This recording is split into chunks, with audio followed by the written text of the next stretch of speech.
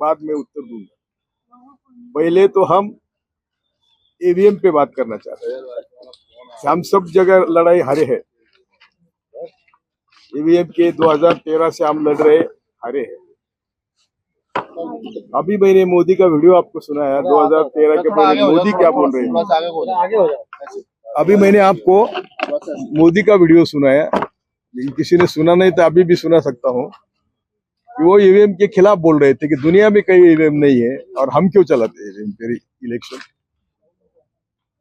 और election commission जो retired है कुरैशी, उन्होंने भी कहा 6,50,000 ईवीएम में गड़बड़ ये साधारण घोटाला नहीं है। आपने चंडीगढ़ का इलेक्शन देखा,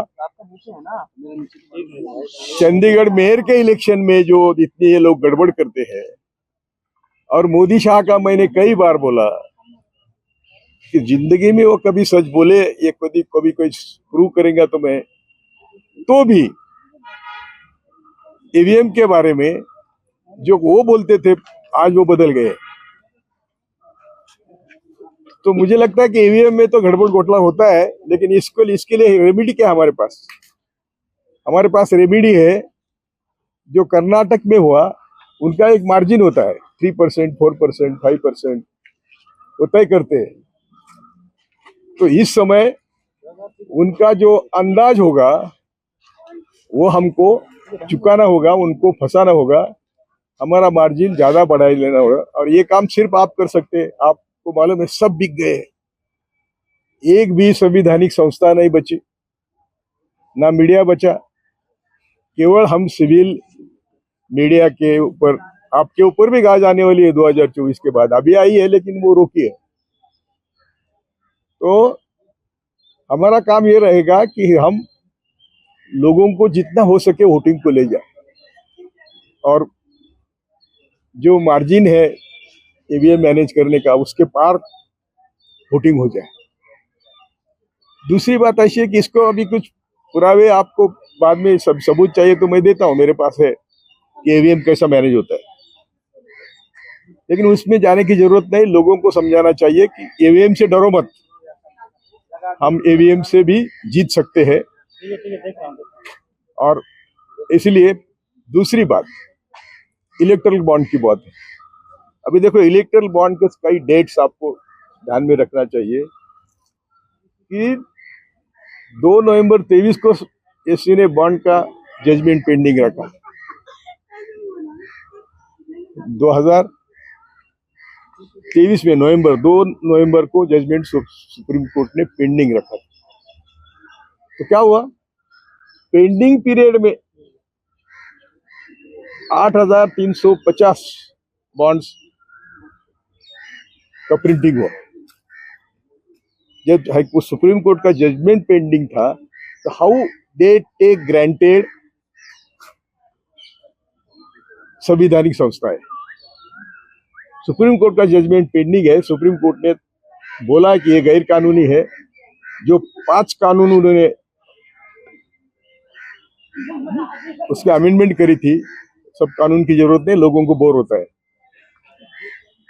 और अमेंडमेंट करने के बाद वो मनी बिल करके राज्यसभा में न भेज के, राज्यसभा ने विरोध किया तो वो न भेज के एक लोकसभा में पास किया था। तो उसके ऊपर सुप्रीम कोर्ट ने ये सब बातें हुई, चर्चा हुई, कोर्ट में आर्गुमेंट हुआ और जजमेंट पेंडिंग रखा। तो उसके दरमियान 8,350 बॉन्ड 1,000 रुपये 1 करोड़ के की छपाई हो गई। उसका बिल भी सरकार ने, जिन्होंने छपे वो कोई एसबीआई कोई एजेंसी होगी उनको दिया और वो बॉन्ड छपाई गई। दूसरी बात कि पहला जो इसके ऊपर संज्ञान लिया था सुप्रीम कोर्ट ने वो 2017-18 में, तब से चल रहा था कि ये मनी बिल गलत है।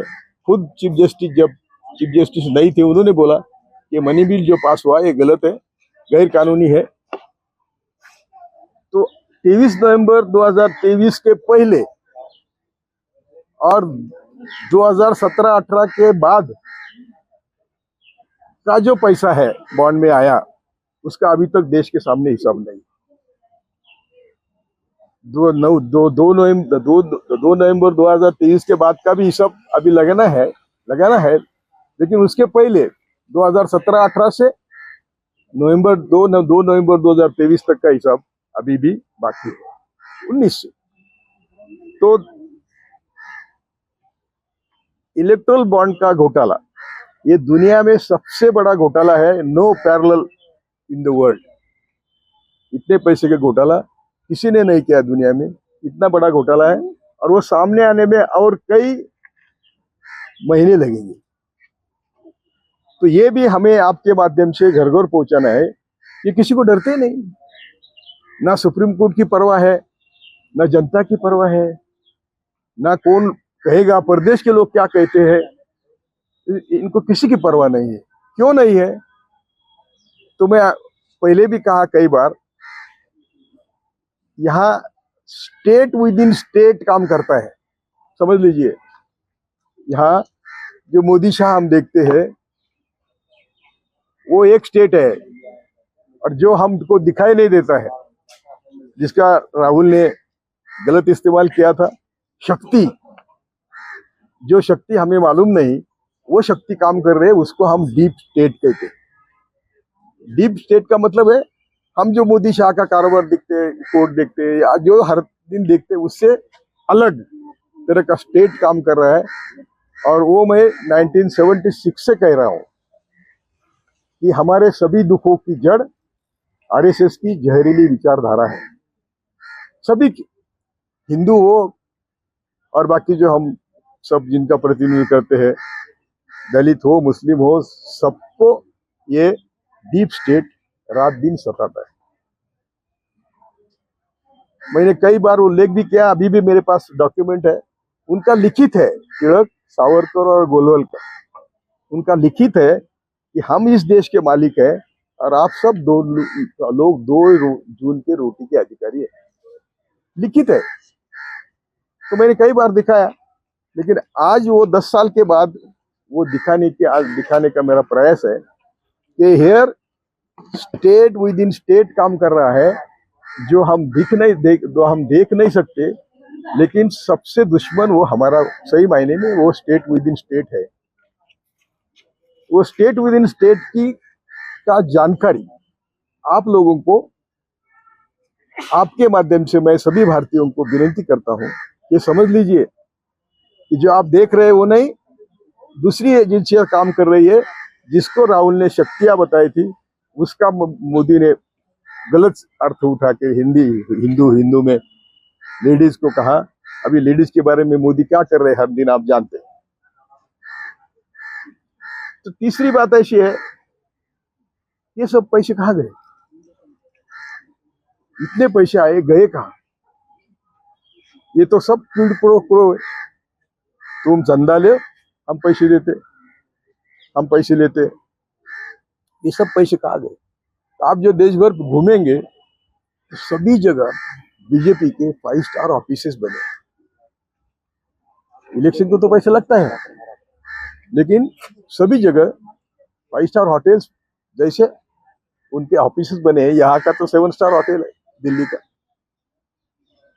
दूसरी बात ऐसी है, ये जो पैसा है, जिस कंपनी के पास 1 करोड़ का इनकम था वो 100 करोड़ दे रही है, इनको बॉन्ड में परचेस कर रही है, तो पैसे कहाँ से आए? तो ये जो मैं डीप स्टेट बोल रहा हूँ, ये पैसे वो जो कंपनीज होती है, बोगस कंपनीज, वो रजिस्टर करते हैं बाहर, और यहाँ का ब्लैक मनी रोटेट होके वो वापस आता है।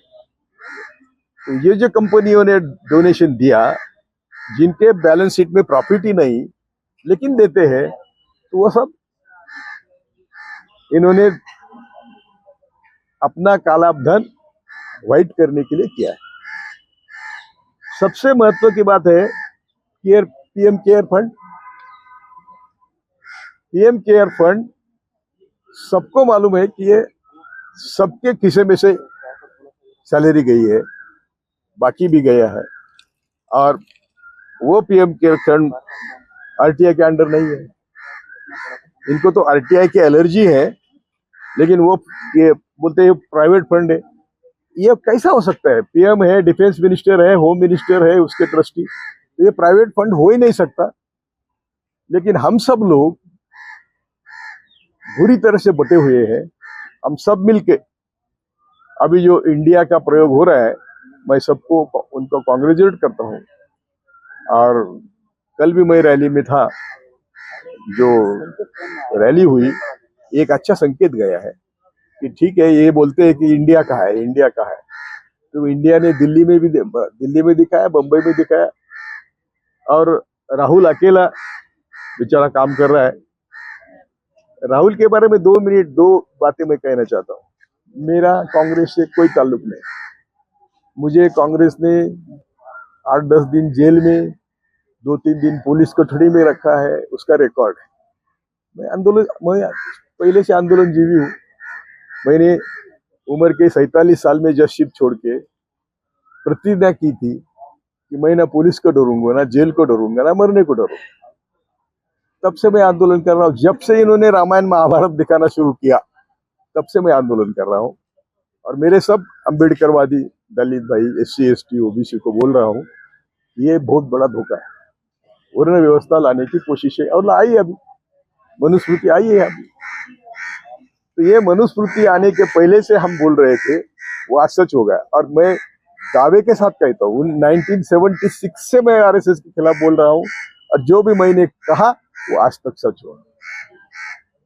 तो मेरी आप सबसे विनती है कि ये घर घर ये मैसेज नहीं गया, और 2024 में मोदी आया, आधी तो गर्दन कटी है, बची हुई आधी गर्दन बचानी है हम सबको।